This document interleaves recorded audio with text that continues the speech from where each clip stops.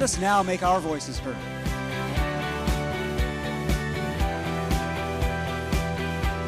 I pledge to serve and to push my country. I pledge to live like a citizen.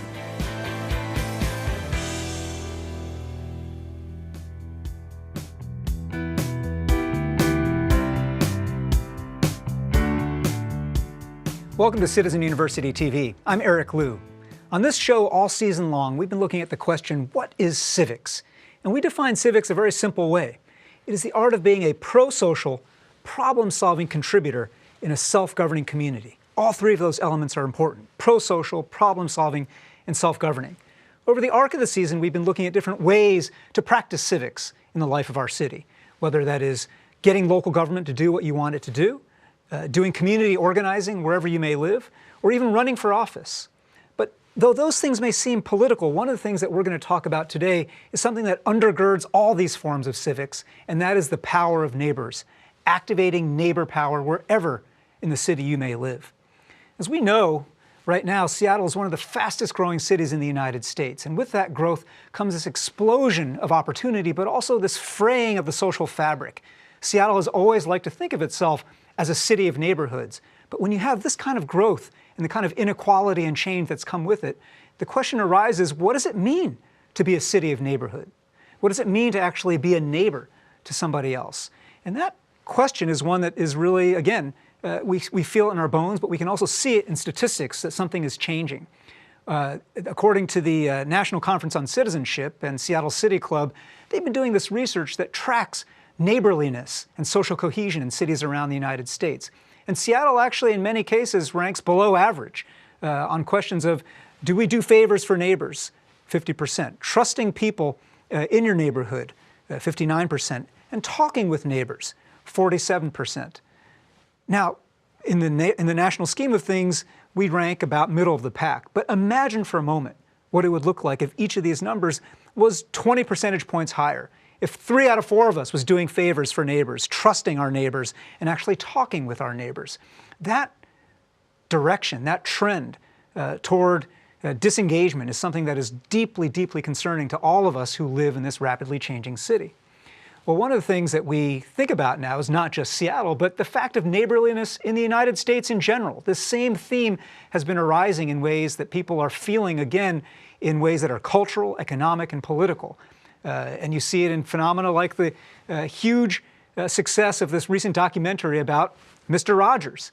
Mr. Rogers, who embodied this old school notion of neighborliness, and people have a sense of nostalgia about that. But you have people across the left and the right. The Nebraska Republican Senator Ben Sasse has written a book and recently given a bunch of speeches about the ways in which the hyperpartisanship and polarization of our national politics is fueled in great measure by loneliness and isolation and a breakdown of a sense of neighborliness. So all these trends aren't just happening in fast-growing Seattle, they're in our country right now. And the question is, what can we do about them? How can we rebuild that spirit of old Mr. Rogers' neighborliness? One thing that goes without saying, and in fact actually has to be at the beginning of this entire process, is this. What are your values? Are you actually clear on why you're running? For whom? To what ends? What is the moral agenda that animates you? And being able to know that in yourself, but also to articulate it with others, is so central if you're even thinking about running for office. The values piece is important in every aspect of civic life. Now, as we think about this whole ecosystem of civic life, there are, besides running for office, all these different things that we do, of course. We vote. We activate and we organize our neighbors in different ways. We think about what it means to educate people on different issues and ideas. And then we build these circles of mutual trust and obligation at the neighborhood level and on different issues. And all this work connects one to the other in building this rich and dynamic civic ecosystem. And that is the work of actually understanding and making civics real and textured and just about how we show up together every day in civic life. Throughout the rest of this season, we're going to be talking about all these elements of civic life and what is civics. But I want to leave you today with this central role of running for office and thinking about what it means actually to put yourself in the role of the decider, to raise your hand and say, I'm not just going to observe or influence that question, I'm going to insert myself right into it. Now, we didn't invent the term, but you've probably heard the term a lot in different ways. You've probably heard about it when Barack Obama first came on the scene because he'd cut his teeth as a community organizer in the south side of Chicago. Here in Seattle this year, we're celebrating the 50th anniversary of Seattle's Black Panther Party, who are, of course, archetypal community organizers. And then right now, in the International District in Chinatown, a coalition is organizing under the hashtag Humbaos Not Hotels, another form of classic community organizing. But to understand the idea and the work of community organizing a bit more concretely, we wanted to give it a definition here. And the definition is simply this: mobilizing people where they live to solve problems together. Now, all those pieces are important. Actually being able to bring people together in a way that's rooted in place, and again, in a way that's focused on solving problems. There are three dimensions to this work of community organizing that we want to talk about today. Number one, framing the fight. Number two, organizing with story. And then number three, making a ladder of goals. Let me kind of unpack each one of these here. So first of all, framing the fight. What do I mean by that? Well, on any issue that you might want to organize around, whether it's simply a thing about what's going on in your street and whether to have a speed bump or not, or it might be something at the scale of the city or beyond, about taxation, about affordable housing, it's always about trying to frame up what is the debate, what is the argument, what are the stakes here, and why do you want to get people to join, to step off the sidelines on your side of that fight. So right now in Seattle, there's a fight going on between, for instance, folks who want to pass what they call a progressive business tax and their opponents who want to call it a jobs tax. These folks on this side want to frame it as something for housing affordability and making this place a more affordable place to live. Folks on this side say the tax is about killing jobs and killing business and dynamism in the Seattle economy. That whole frame, depending on what side you're on, is an intentional choice about how to invite people in to the fight. So that framing is super important. If you just wing it up there, you're going to have trouble sometimes under the lights and under the pressure of that setting. But if you actually just take a moment to think about how you're going to do this and how you're going to look at people, that can make a tremendous difference. Let's take a look at a couple of examples of this to see how this plays out. Grocers are high gross sales, labor intensive, and the lowest profit of any industry, 1.5%. So you can see the tax structure has a disproportionate hit on the grocery industry. So I would ask you to slow down and look at what the impact is beyond Amazon and to your local family-owned businesses. Thank you very much. Thank you. Now, what was pretty interesting about that piece of testimony was that this woman came to the dais, came to the podium with a real sense of a plan. She was not just going to rail in general against the head tax. This is what this debate was about, the recent proposals to create what some called an Amazon tax, what others called a general head tax. And she had a plan to frame this in terms of, as she put it, local family grocers, which was itself a story, thinking about family businesses, thinking about these mom and pop businesses. You began to visualize what these places were and who these people were. She herself as an embodiment of that. She was not a slick professional Politico type. She was just a regular person speaking in a homespun way. And she clearly had come up there having thought about this and done it once or twice. Now let's look at another example. We have long believed that by capturing a public benefit from growth and reinvesting it in affordable housing through inclusionary housing programs like MHAR could slow the trends of displacement and suburbanation of poverty. By requiring developers to either build on-site or pay on a fund, we begin to capture the increased value of the land and make progress towards a more equitable city. I support the MHAR residential framework and the equitable implementation throughout the city because it's an important tool in a broader comprehensive anti-displacement strategy. Thank you for your leadership in this. Now, what I like about this piece of testimony is the way that this woman was able so much to capture complex ideas in a way that was very grounded, talking about housing affordability and the ways in which public benefit needed to be captured as new development is unfolding in our city. And the way that she had self-possession and was able both to read a document that she'd been preparing, obviously, she'd practiced, she'd had a plan, but also make eye contact with the members of the city council and look at them and humanize this issue. And she herself making that case in a way that was very, again, not abstract, but grounded in real experience. And remember, this work is deep in the American DNA. It is part of our civic history, both at the national level and the local level. If you think about the history of the civil rights movement, so much of that was about effective community organizing, mobilizing people who were spread apart and disaggregated and helping them generate new power out of thin air by showing up together.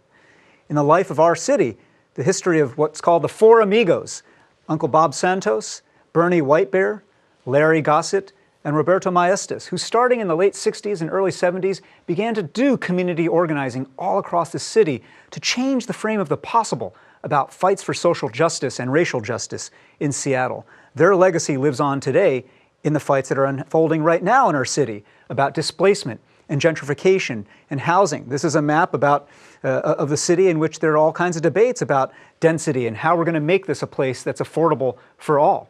These questions about how do you mobilize neighborhoods, how do you organize people and activate them to fight for more affordability and access, or to fight to preserve the character of a particular part of town, all of this work happens through the nuts and bolts of showing up, inviting people in, participating in this kind of work of basic community organizing.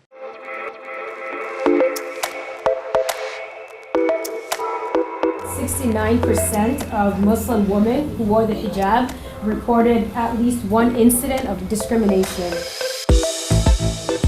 Hijabs and harassment came at the request of the women in our community.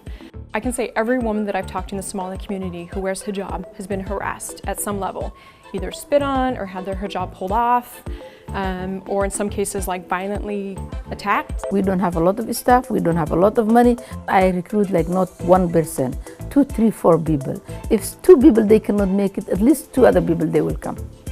So that's what we do. It's really nothing fancy. For the most part, it's word of mouth. And I think when we tell people that, they're always kind of like, it can't just be word of mouth, but it really is. If you have more funding and then the strong board, you can do everything. And then the staff who dedicated too. So I think what's really most critical as far as community organizing is that it needs to come from the community, it needs to be community-led as well. It's not a matter of one way is better than the other, it's what works best for the community. So that's really why we've been successful. It's relationship-based, ultimately. The people, they have to trust you. And then if it's the people, they need you, you have to be there. I really respect the folks that I ran against in my race too, because all of them were first-time candidates as well. My name is Zachary DeWolf, Seattle School Board, District 5. I was looking at it through the work that I do, which is in homelessness, and seeing that there are about 3,300 to about 5,000 students per year who are part of Seattle Public Schools that are experiencing homelessness. That to me is a crisis. People are going to show up to support you in whatever ways they can if they believe in you. Sometimes it's not always money. Sometimes it's, I'll take your signs out for the week and post them up. I will volunteer, do whatever I can. Knocking on doors, actually, I loved that. I was surprised at how much I loved that, because that takes a lot of time to go door to door. But that personal connection really does matter. If you see a need in your community, you can start to organize too. You can start to create the need and the conversation and the narrative by community organizing and getting folks around an issue, and really using that as your expertise area and your kind of entree into running.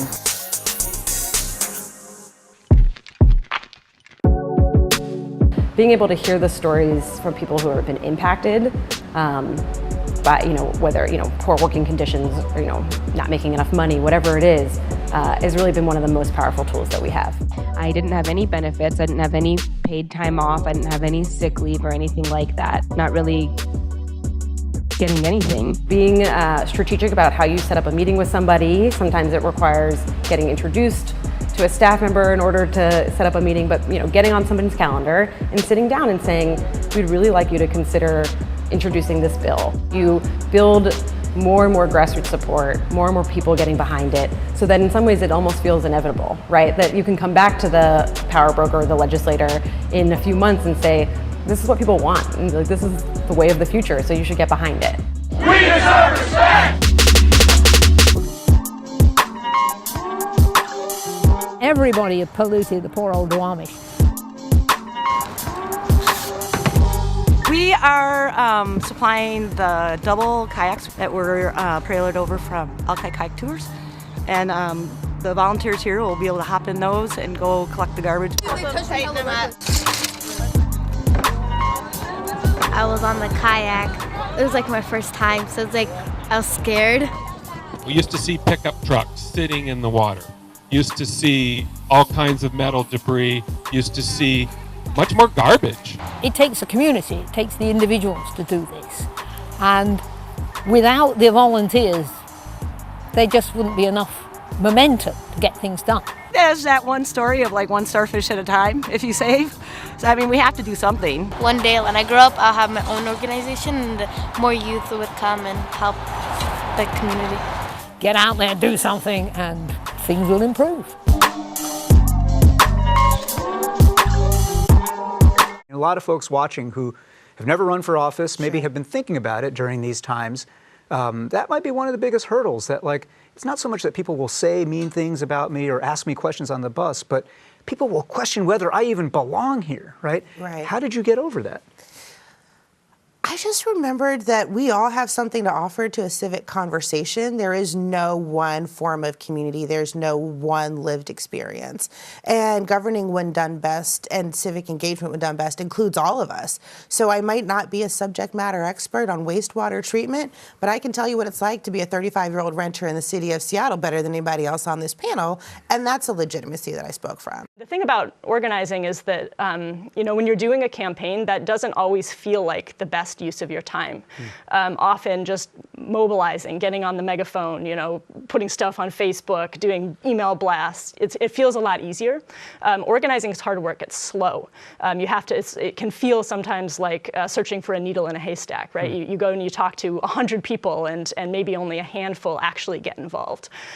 So it doesn't always feel like the thing that you should be doing, but it's so important because that's the only thing that really grows your organization, that grows a movement, so that the next campaign you take on, you're starting from a stronger position. This is about not, you know, how many seats do we have at the table, but how many tables are we going to need so that everybody can sit down. And sure, there are times when we, you know, there is a history of just box checking in terms of community engagement. Did we put out a flyer? Did we hang the poster up about the repaving project? Check.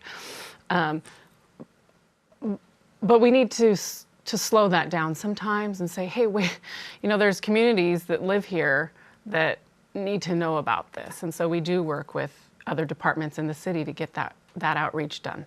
The obstacle of how do I get someone from SDOT or any part of government to hear me? And so what have you learned there just about the basics of how to get heard, whether in council hearings or in closed-door meetings? Well, what I like to tell people is that it's really about storytelling. You know, if you can tell a personal story about your experience in traveling through your neighborhood, in getting to the places that you need to go, that's incredibly powerful. And, you know, as much as we can use data and statistics and, you know, cite a whole bunch of different research that we've done, and that has its place also. What's really going to get people to care about what you're talking about is a personal story. Good morning. That was great. That sounded like music, which we'll do more of soon. My name is Janae Kane.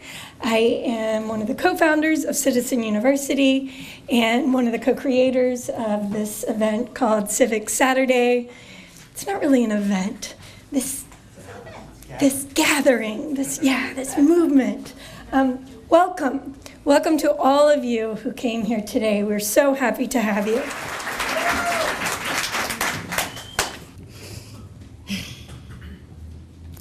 I can only come from logic, standing here reciting words that seem to be given knowledge, such as free, being defined as the legal and political rights of a citizen, free, being defined as not being bounded, confined, or detained by force. So of course my immigrant parents sought citizenship, not wanting to be omitted but admitted to these privileges. Like a relationship between an individual and a state in which an individual owes allegiance to the state and in turn is entitled to its protection. Protection. Can you hear how I try to understand this through my inflection? Defined to be shelter, a covering over, a covering in front. But the abundance of exclusions uncover these illusions. I can name a few. How many do you want? When terminologies are convoluted and our president's words are all intrusive, it's our civil duty to refute it and become more inclusive. Too many of our fellow citizens' liberties have been abused. Which words will you define? Which words will you defend? Which words will you choose to use? Thank you. I intend to destroy segregation by positive and embracing methods. When my brothers try to draw a circle to exclude me, I shall draw a larger circle to include them. Where they speak out for the privileges of a puny few, I shall shout out for the rights of all mankind. I shall neither supplicate, threaten, nor cajole my country or her people. With humility, but with pride, I shall offer one small life, whether in foxhole or in wheat field, for whatever it's worth, to fulfill the prophecy that all men are created equal. Thank you. So circle up with those around you. Whoever ends up in your circle is who's supposed to be there, and we'll come back in about 15 minutes. The action that makes me want to do it more is the connectedness. By taking those small steps and inviting other people to come with you, and that's how you actually change the world. If maybe you're not getting the acceptance of your idea, that's when you go full throttle, be like, dun da da da da, I'm going to start my own. If they share their story, then they risk too much. Because that's what I think is so disheartening about what's happening, is that no matter if you're a Trump supporter or you're an immigrant or you're, here as a born citizen, everything in between, there's something that binds us, but we have to have dialogue to find out what that is. And maybe that pushes the conversation a little bit further, but it's really important. What you said truly makes sense, not doing something or doing something, otherwise I would never know. So prioritizing issues and just maybe going out of the box, things I would have never done before, trying those out. It sort of feels like the opportunities to connect with people and actually, or to connect with what's going on are passing you by. I'm a drop in the ocean, I'm not necessarily as likely to make that change. So where else can I do that? There's always this tension between what you can do as an individual and what you can push for in larger action. When Trump said those 4 words, Americans are dreamers too, he did 3 big things. He re-alienized the young undocumented dreamers, defining them as something other than American. He showed his base how to dress up resentment and scapegoating in the appealing garb of aspiration and fair play.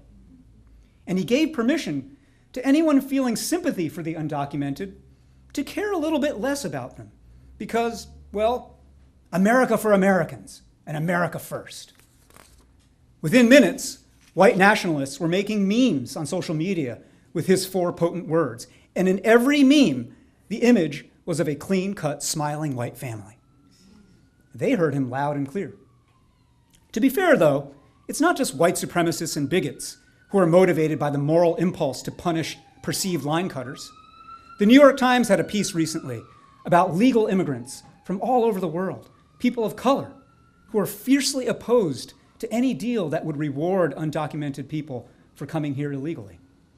And yet, I'm reminded of a conversation I recently had with an immigrant in Minnesota whose whole family, him, his wife, his children, were in the United States illegally. He was describing hard conversations with white friends and neighbors who were adamant about deporting all the illegals. When he reminded them that he was one of those, quote, illegals, they replied, well, of course we don't mean people like you. Did I mention he's from Iceland? Let's get real. Let's get real. We are all dreamers. We all dream. Working class whites without college degrees dream of a time when being white and high school educated was enough to get a ticket to prosperity. Prosperous whites who tolerate Trump's degradation of our republic as the price you gotta pay for a tax cut, They also dream of their own innocence. African Americans dream too of a day, and not necessarily just in February, of a day when all Americans understand that you can't know American history without knowing African American history.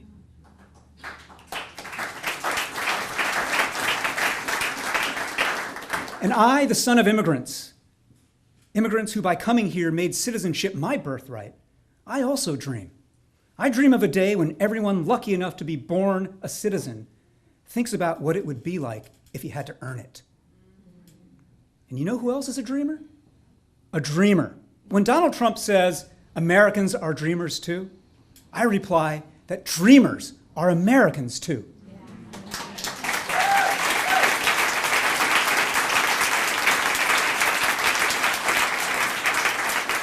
Young undocumented immigrants are, of course, not citizens of the United States. But what are they, if not American? Raised on American popular culture, schooled in American schools, serving American public institutions, buying and selling in the American economy, loving and being loved by their friends and neighbors and coworkers and classmates who are, in the most everyday sense, their fellow Americans. These two statements, Americans are dreamers too, and dreamers are Americans too. These two statements capture the perpetual tension and interplay between two dreams that have shaped and warped this country from the start. Let me close with another passage from Douglas's speech, his Composite Nation speech.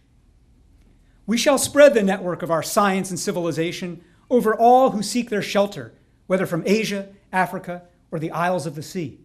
We shall mold them all, each after his kind, into Americans, Indian and Celt, Negro and Saxon, Latin and Teuton, Mongolian and Caucasian, Jew and Gentile. All shall here bow to the same law, speak the same language, support the same government, enjoy the same liberty, vibrate with the same national enthusiasm, and seek the same national ends. 1869. That was what we today would call intersectional. Imagine an America that is in fact that intersectional. Imagine an America where a fair shot has replaced a white face as the standard for participation, where contribution rather than consumption is the measure of civic status, and where the only individuals we treat as second class are those who want to treat entire groups as second class.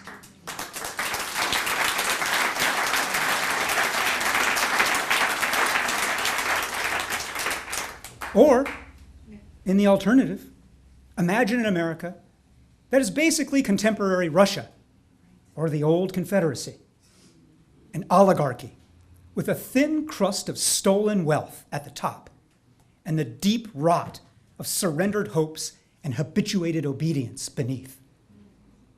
Which nation do you dream of belonging to? What kind of dreamer do you want to be? Decide now. Declare yourself. And with the people sitting around you today, and those who you know still stand on the sidelines, bring that country into bright and vibrating being. Thank you.